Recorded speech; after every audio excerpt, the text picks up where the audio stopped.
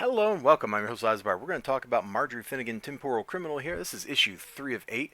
It's a great cover, by the way. And there is truth in advertising to this cover, which is more than you can say for a lot of comic book covers. A lot of comic book covers, they don't have that going on for them. This one, it does. So on the plus side, there's a lot of fun stuff that happens in this book. On the negative side, Garth Ennis is about as subtle as a chainsaw or getting hit with a brick to the head. So if you remember the previous issue, Marjorie, that's her right here, is getting chased by her sister, who's like a time cop, and they're jumping around through time. She's chasing her to try to arrest her. The poor cybernetic head over here is getting like just pulled along for the ride because he's her way out of all these situations. And the chase sequence is a lot of fun. Let me just we start off like she manages to barely escape, plummeting to her death, like on page 1. And then they go to a bar, and she's like, "Oh wait, I remember this place. We've been here before. Hey, there's the guy." Jeez, do you remember me? Oh boy. So there's all that going on. I'm going to flip to this 2-page spread though, because I think this is kind of like where the book is at its best. So they're jumping through time, trying to escape her sister, and they're bouncing around, and they go through some crazy stuff. So I like this page because it's got like 4 very different color palettes to it. There's this kind of like evening, or maybe it's like dawn. You can tell because of the color of the sky. Battle sequence.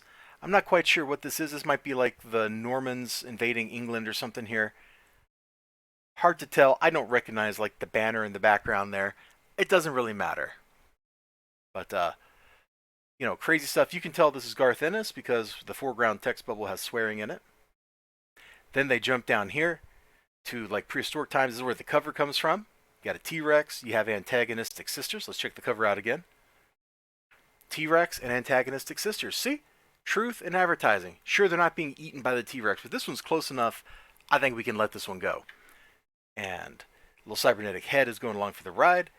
Here they are in wherever, and I love the absurdism of this panel.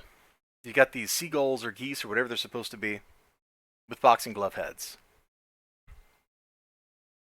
That thumbs up is actually 3 separate thumbs up, one for each panel. And then down here you've got this kind of dark and brooding place where the villains are talking to each other. And I do want to call out that Stan Zanzibar is the name of one of the villains. He is clearly the enemy of Elizibar barbarians everywhere. So if you see Stan Zanzibar, let me know. You know what I'm saying? Let me know. This 4-panel spread right here, this layout, is like the good out of the book. The bad is, while some of the writing is kind of interesting, there's no subtlety to it. Garth Ennis is just like picking up a chair and hitting people over the back of the head with it like he's a wrestler. Like there's just nothing subtle, nothing gracious about any of this writing. And frankly, I'm not sure that the villain's big bad plot, which is revealed in the pages after this, really makes a whole lot of sense. Like, I'm not sure that it would actually have the effect that Stan Zanzibar thinks it would, but what do I know? A lot of this material in here just seems kind of like Garth Ennis is just trying to bash people he doesn't like, and it's kind of mean-spirited. And, it's hard to want to read something that feels mean-spirited. I don't know, maybe some people are into that. If you are, more power to you. But a lot of that stuff doesn't work for me. The highlight of the book, the best part of the book, is just the crazy jumping around through time. Like that chase sequence, the sisters arguing and fighting with each other, while the stuff that happened between them is a little like overblown in Garth Ennis fashion, like her disdain, her dislike for her sister. Because of that stuff, it feels very real. It feels very natural that they would have the relationship that they do. And I think that's like the core strength of the book. And the rest of this stuff is just Garth Ennis being Garth Ennis. And if you like that, great.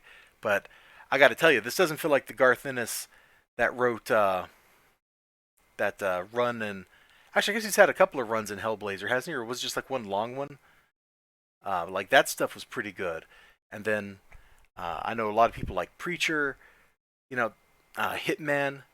This Garth Ennis somehow seems less subtle than that Garth Ennis, if that makes any sense. You all take care of yourselves. You have a great day, great night, great whatever you got going on. Sure hope to see you again next time. Until then, bye bye.